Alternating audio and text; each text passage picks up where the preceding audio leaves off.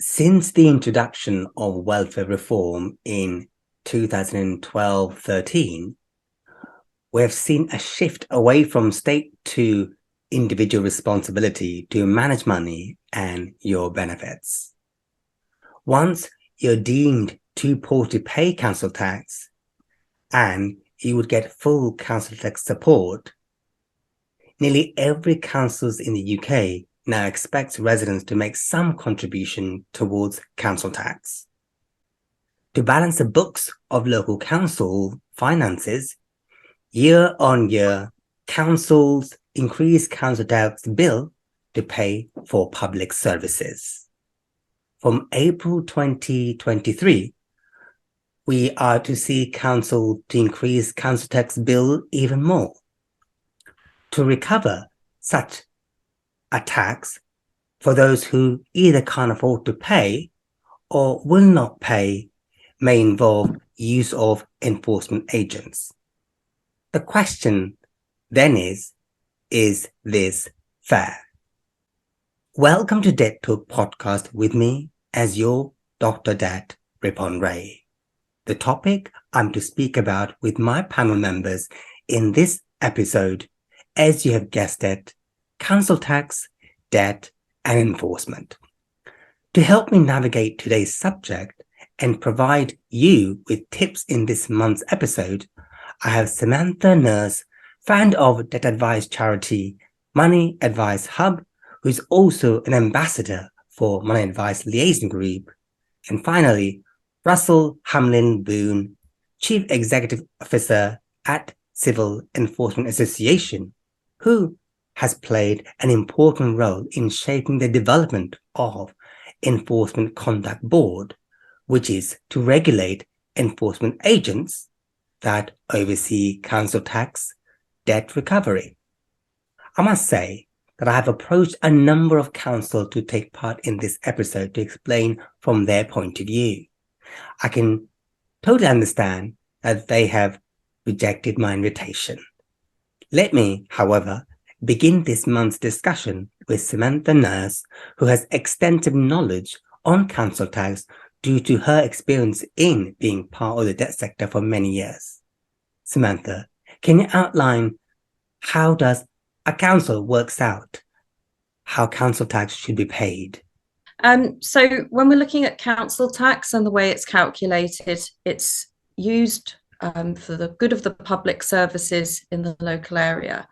And it informs the budget of certain areas of advice and delivery for the local area. So as with other cost of living rises and income increases, the council has those same priorities to look at each year. So in a sense, the council tax that we pay is our contribution to the local area and helps our local services. It's in our interests to pay it. And that's why it's designated as a priority collection of debt.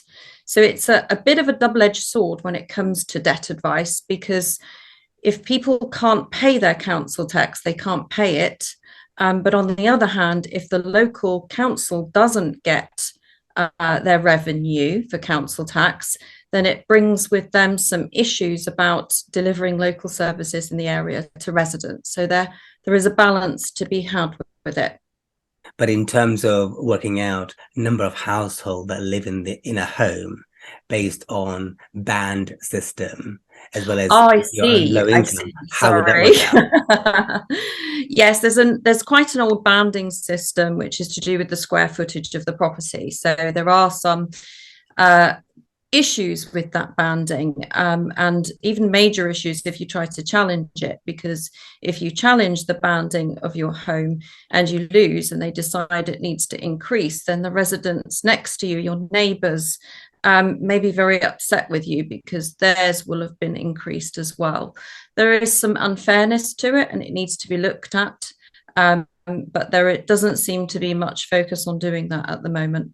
So let's say, for example, in terms of council tax support versus the size of the property and number of people living in that house, how would all those things blend together?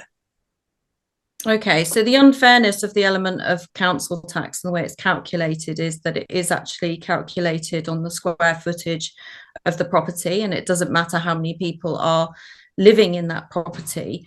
If you are a single person, you are entitled to a £25 25% single person's discount.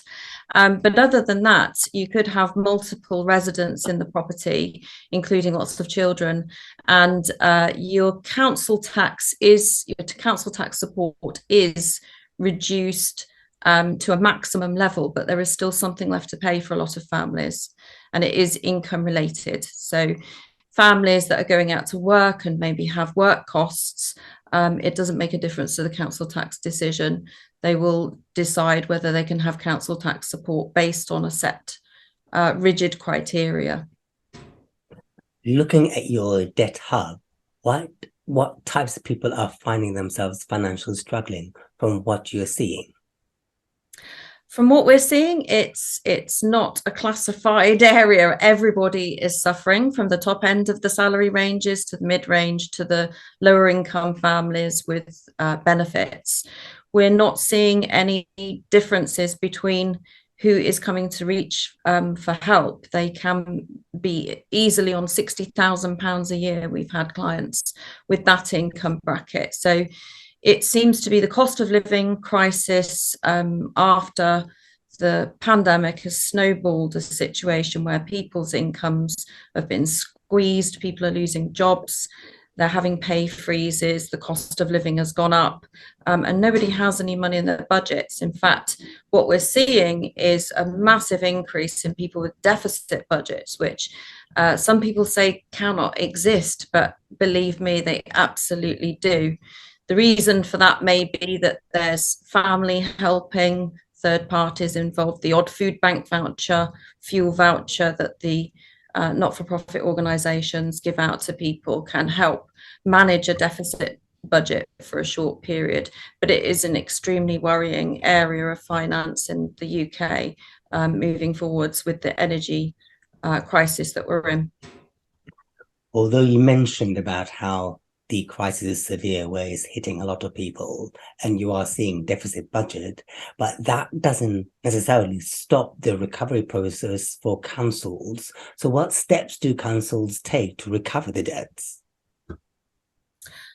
Well, different local authorities work in different ways. They're all uniquely enabled to do different things. So Money Advice Hub has a local authority contract to deliver debt advice and income maximisation. So it's helping its residents and points its residents to for debt advice and income maximisation as one of the methods. But also, if there are hard to reach people, or there are residents who don't engage with the local authority, then they tend to be passed over to enforcement agents to recover the debt. But how many ways can a council recover the debt? Is it just simply enforcement through civil enforcement or bailiffs, or any other ways?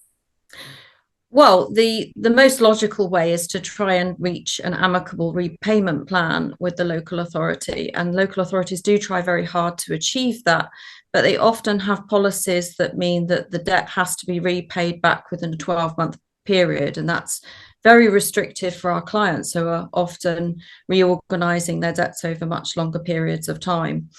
They can also apply for an attachment of earnings order once they have a liability order in place. Ultimately, they can go for committal if they think that someone is willfully neglecting to pay their council tax. But in the main, they do seem to default to enforcement agent action. So they're, by virtue, contracting out the recovery of that debt to enforcement agents, or bailiffs as they were known previously. I know I started with speaking about welfare reform. What has a welfare reform actually done to the benefit system, and most importantly, council tax? Okay, so under the old rules of council tax, more people benefited from the reduction of their council tax in full. Some people are having to contribute something as part of that reform. Also, the DWP did some reviews, or made the local authorities do some reviews. And a lot of people were under scrutiny for housing benefit and that by virtue council tax reduction through that review process. A lot of the clients that we've been coming across had their claims ceased because they hadn't fulfilled the requirements to produce evidence again. Some of that was down to them not reading the letters or not receiving the letters and not receiving emails. But there was a review conducted at the behest of the government that made that some people came off just at the wrong time during the COVID pandemic. Some people would have benefited from that and maybe had their housing benefit and council tax reduction increased. But we've seen a lot of the casualties of that exercise where their claim was reassessed and evidence was requested. In regards to the current situation with the cost of living crisis, and also if you look at the economic situation with central government and local government, the local authorities are stretched and are being cut with their own budgets. They've had to provide extra finances to their communities during the pandemic. They've also had to react very quickly during the pandemic, as we have with hybrid working, and setting up schemes, government schemes, very quickly for locals. So everybody's feeling very stretched, and the local authorities are no different to the rest of us in that fact. So they're looking to recover old council tax debts and do quicker recovery action now. To be blunt about it, they're trying to bring money in because they've lost money, and they're trying to recoup like everybody else is in the UK economy. Okay, let me get Russell into the conversation. Russell, I know you're pretty much at the sharpest end of enforcement, and most importantly, enforcement of council tax. I mean, do you personally feel the current regime of enforcement is fit for purpose? Yeah, absolutely. As Sam said, councils have got a statutory obligation to collect council tax from every household except those who require welfare support. And if you look at the figures, local authorities collected around about £34 billion in council tax for the year 2021-22, with an average collection rate of just under 96%. It only fell a little bit during COVID and is on its way back up again. So even with the impact of COVID, they've got really good collection rates. Having said that, there's still around about £5 billion uncollected, going back over a number of years. And that's why the use of civil enforcement, the use of the courts process, is an integral feature of local government revenue collection. Enforcement is and always should be a last resort when all the other attempts to recover money have been exhausted by the councils themselves. But it's a really vital tool for local authorities to recover important revenue, as Sam said, to support public services and ensure fairness, and that it's a method that's widely supported by taxpayers. We did a poll with YouGov just sort of round about pandemic time, and found that over 80% of UK adults think that levels of non-payment would remain or get worse if local councils couldn't resort to the use of enforcement agents. And our own research, using sort of economic analysts, found that non-compliance to pay debts to public bodies, if there wasn't some sort of enforcement, would cost £12 billion. So that would be £12 billion in lost revenue to central and local government. And you also have to bear in mind that the efficiency is maintained by prescriptive regulations and making sure that enforcement agents work to certain standards. We have an independently monitored code of practice. We've got tightly controlled service level agreements as part of the contracts with councils, and now we've got our new oversight body, the Enforcement Conduct Authority. So as well as being fit for purpose, it's incredibly efficient and you know, the envy of the world in how well our councils are at being able to recover high levels of council tax. If you had Enforcement Conduct Board now, what has been the driving force for that if things were perfect early on? Well, the driving force has been about the industry wanting to continue on a path of improvement. The Enforcement Conduct Board is based on a concept that the industry itself developed, and I and other firms were members of the task group that worked with the debt advice sector to develop a model for independent oversight of our sector. We recognised that actually by coming together, there was a lot more common ground. We had the same objectives, which was to help people to resolve their debt problems. We just had different ways of approaching it. And the industry has been on a path of improvement to raise standards, to provide consistent service and identify substandard conduct. And that all began a few years back with the revised independently monitored code of practice, which was built on new regulations that came into force in 2014 to try to bring more consistency to the way enforcement agents worked. And in turn, that's led to things like the voluntary adoption of body-worn video cameras, which all of our members now comply with. We introduced post-pandemic support measures, recognising the challenges that people would have as a result of COVID. So the Enforcement Conduct Board is just the next stage of evolution to ensure that civil enforcement meets the requirements of the public sector. We'd probably like to see a bit more consistency in enforcement practices, and that would be another driver. The process, while it's highly prescribed in regulations right down to what days and times an enforcement agent can visit and what items he or she can take into control and potentially sell, an area where we'd expect the Enforcement Conduct Board to concentrate is complaints handling. At the moment, your complaint is handled by a different process depending on the type of debt you have. And we want it to be the case that your complaint will be handled exactly the same, regardless of the type you owe, the type of debt you owe.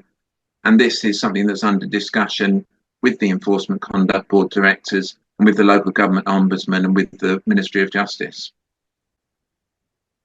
I mean, you talked about in detail in terms of evolution of enforcement as an industry on the whole, but are all enforcement the same?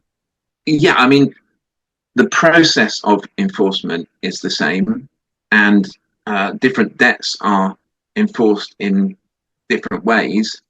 The principle of enforcement being part of a social justice system that means that we as taxpayers are treated fairly and that we're not subsidizing people who don't pay their debts is pretty much a recognized principle of the social justice system.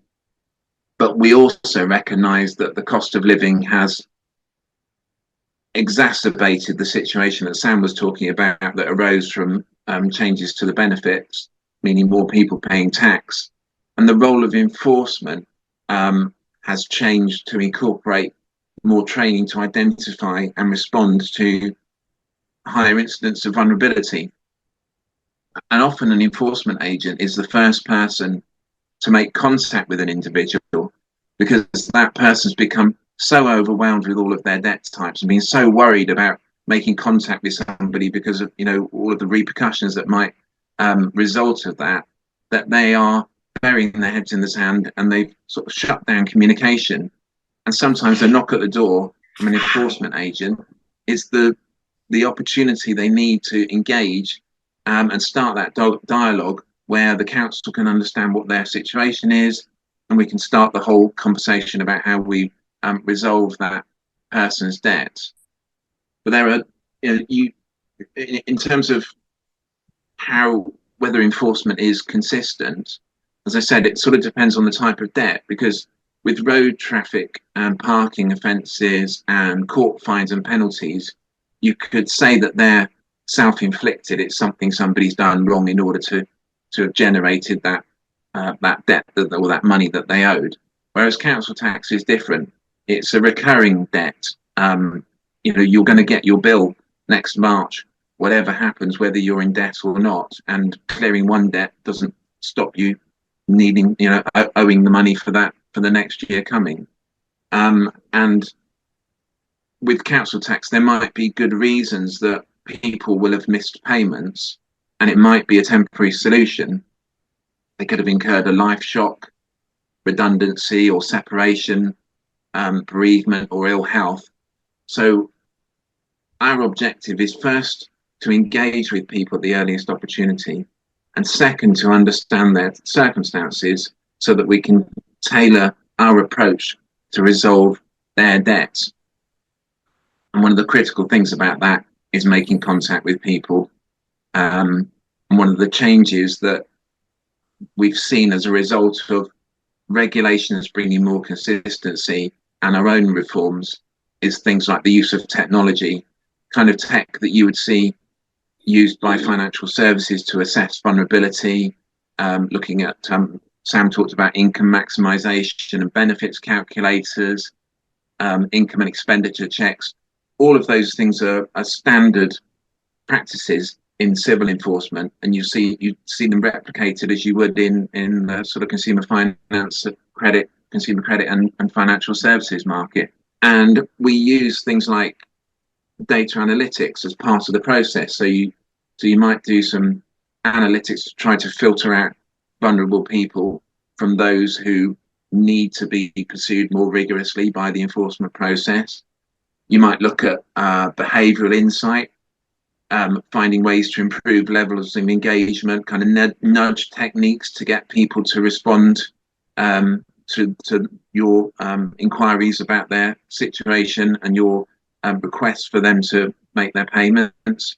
And then you might have multi-channel communications, which are being used by all sorts of firms now. We've got things like self-serve apps, which are all about establishing a dialogue, helping people to find different ways to engage, even if they don't want to pick up the phone and have a face-to-face conversation with somebody about their debts. There are different ways that we can find to communicate with them. No doubt, using different channels and different methods and getting into technology to recover debts. But no doubt there is also cost and benefit involved. Do you think council should bring enforcement in-house, or should it remain private? Yeah, I mean that's a good question, and some councils are looking at that option as part of their, the challenges they've got with austerity and trying to fill the holes in the budget that they incurred as a result of extra costs during the pandemic. And we've actually got two in-house teams within Civia membership. But at the same time, civil enforcement in the public sector is highly specialised, and enforcement agents need expensive body-worn video cameras, for example. They need high-quality training. They have to be compliant with all the regulations, and all of that is onerous and costly. And it might explain why I often get lots of inquiries from council teams about becoming Civia members who are thinking about setting up in-house teams. But I think when they see the rigorous requirements of our independently monitored code, and they see the costs that are being incurred in order to continually improve our service, everything goes very quiet, and I don't get many follow-ups with applications. And the other important point is that any council undertaking in-house enforcement would need to be supervised by the Enforcement Conduct Board. And my members are happy to cooperate. As you've said, we were kind of one of the driving forces behind the establishment of independent oversight, and our firms will open themselves up and open their practices to scrutiny. And some in-house teams may not be so comfortable to face that level of investigation into how their field agents would operate or are operating. Ultimately, councils are responsible for the action of civil enforcement.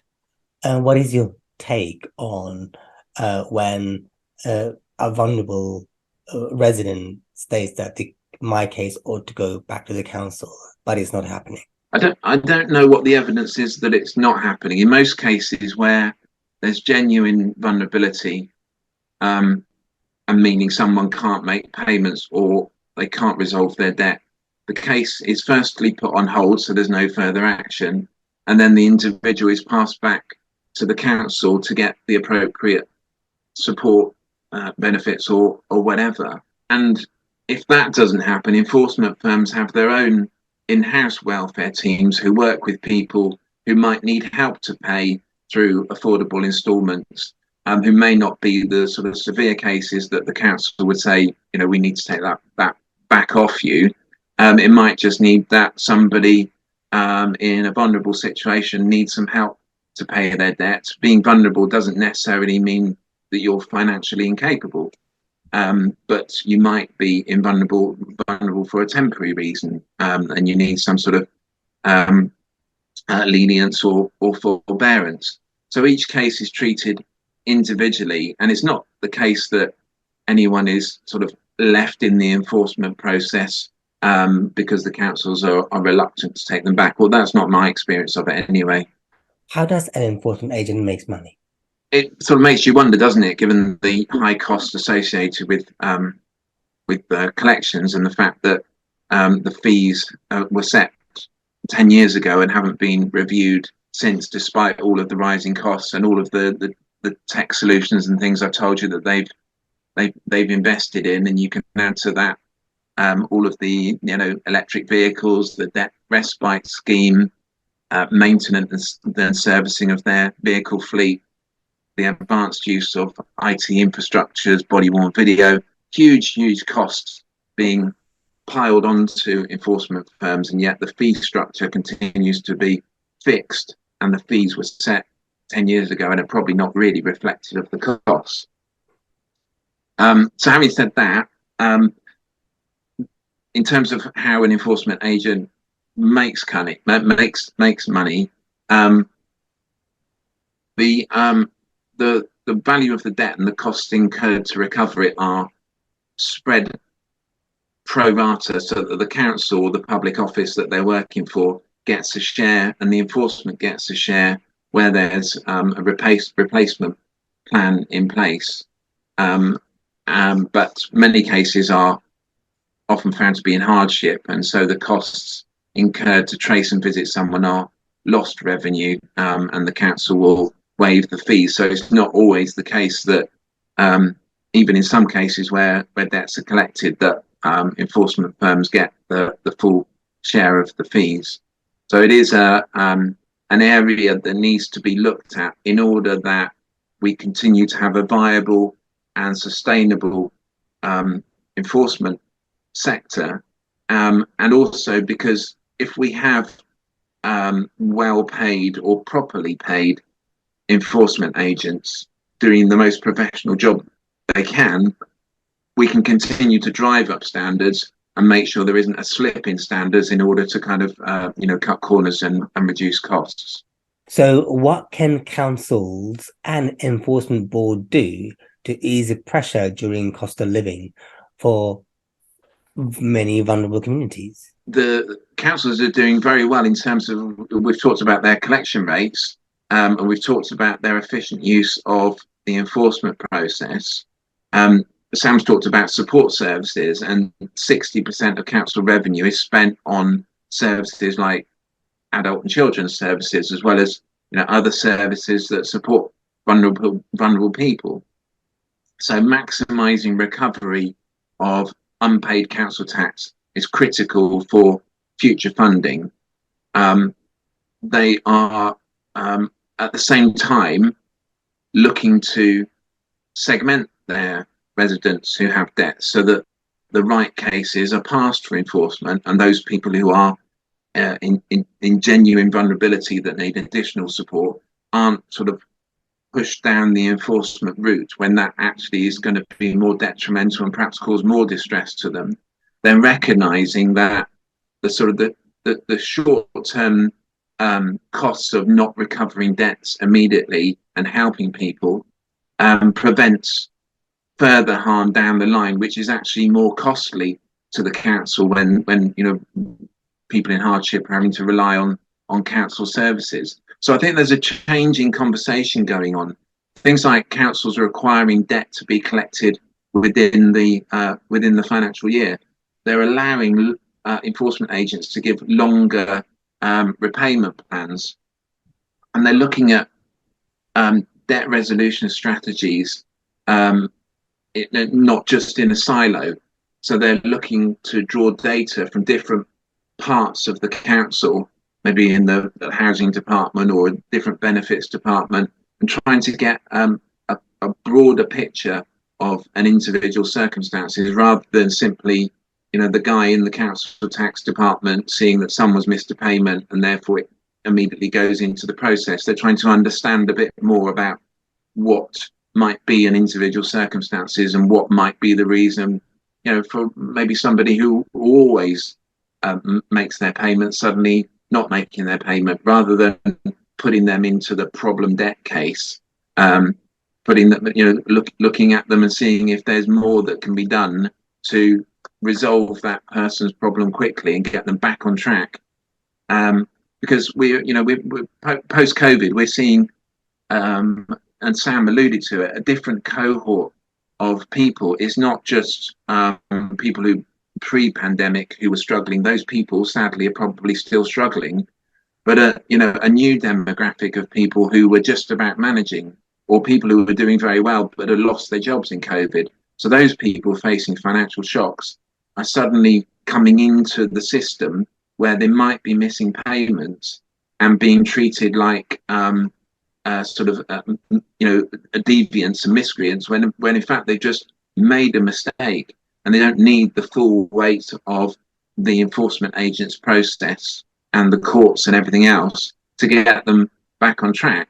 And it might seem a bit of an odd thing to say, but the firms that I represent would be quite happy to get a smaller number of cases being passed to them if that smaller number of cases were always the type of people that needed to have the full weight of the courts process and the enforcement action taken against them because they had willfully decided that they weren't going to pay their fines or their penalties or the tax or whatever, and that it had already filtered out all of those people who were genuinely struggling and needed help further up the line and didn't need to be in this sort of more officious enforcement process. And that's part of the challenge that we've got now, is making sure that the right people are treated in the right way, and that we're not causing more harm through a process that's very efficient, but actually might be being applied to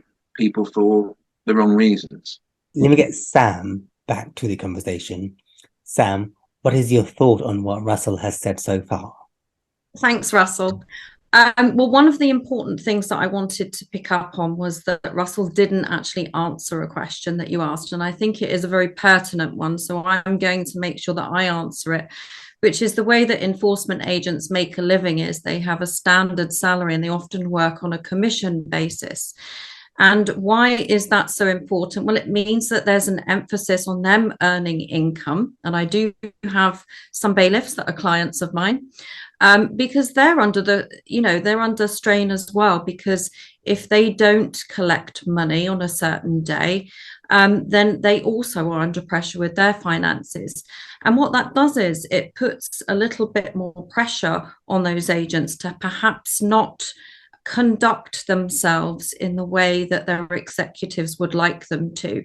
And we see this in a lot of large firms and organizations where the will at the top is to do the right thing and to follow all the policies out there, but the people delivering it on the ground are not obeying those rules. And I do have some very good examples of that, where we did a complaint, the bailiff said one thing, the client said another, and we requested the body camera footage. They told us originally that they had it, and that's why they were sticking to their side of the story. Then when push came to shove, mysteriously the camera didn't work. So the footage wasn't available to us. We had another incident where an elderly couple had to call the police on the bailiff because he wouldn't leave their property. He was trying to take control of their vehicle, but the creditor had called the enforcement agent off. The police were called, and the police actually gave the bailiff a fine for a bald tyre. So I know Russell said that the will is to collect council tax, but there are incidents out there of malpractice. And I think, you know, I don't want to be disparaging about the firms out there that are trying to do right and do all these policies and follow the right processes. But where you have agents on the ground that are living on low means themselves and reliant on commission, that is a very big consideration in how this is all going to work fairly for people. I also take issue with something that Russell said, nothing personal to you, Russell, but I don't like the fact that the bailiff or the enforcement agent is the first person that calls on the client's door. There's very good reasons for that, because if that isn't a positive experience for them, they may go further down into the burying their head in the sand and feeling distressed. But the second more important reason is regulation. So if that client has some credit debts there, they should be seeing a regulated debt advisor, not dealing with bailiffs and not dealing with the rest of their debt. So that is a big concern for me, is that whole default system of using enforcement agents when the local authority doesn't know about the other debts. And we've talked about what's going out there in the context of things. I'm dealing with clients that have over £10,000 of rent arrears. Okay, there's £1,000 of priority council tax, but those rent arrears are a priority debt as well. So without knowing that client's full picture of their finances, I don't see that the bailiffs do, or the enforcement agents serve a great purpose in dealing with people that are indebted in society. I don't agree that councils are doing all that they can, although I do accept that some have better standards than others of recovery. And I'd like to point to the issues that I see that local authorities could and should be addressing with urgency. One of them is that they don't routinely accept the standard financial statement guidelines. Some do, some don't. And that means when the enforcement agents are negotiating with the client, they have their own constraints. So it's kind of not the bailiff's fault, because the client is telling them that they don't accept standard financial statements. But again, I refer to our regulation and pose the question, why do we have these ridiculous, complicated inconsistencies where to arrive at a repayment or a debt solution with a credit-related debtor, we can use the standard financial statement, but with local authorities, we can't. So, and why is it that some local authorities will use it and some won't? So I think there's something, those things need to be addressed very, very quickly. I alluded to the differences in how council tax is billed in my early statement. I just wanted to hone in on a difference that occurred when I was talking to someone about council tax bands and how much charges are. So in Westminster, the cost of a band D property is the same as a band A property in Nottingham. How is that fair? It's not fair. There's a great disparity there. Westminster has high earning levels, high income levels, and yet some people are living in posh pads and paying very little council tax. That is not fair and needs to be addressed with proper reform of the billing process of council tax. The other thing I'd like to hone in on is the lack of client data and contacts that each local authority has. In fact, if going back to what Russell said about the demographic changing, if you don't have a live claim for council tax reduction, then the local authority is far less likely to have your up-to-date contact details. And therefore, when they're sending letters out, if people are under pressure and don't open their post, then they may not even realise the local authority is trying to reach them and threatening those recovery processes. So another thing that local authorities can do, and the reform might actually address, is actually mandating that people keep their contacts up to date.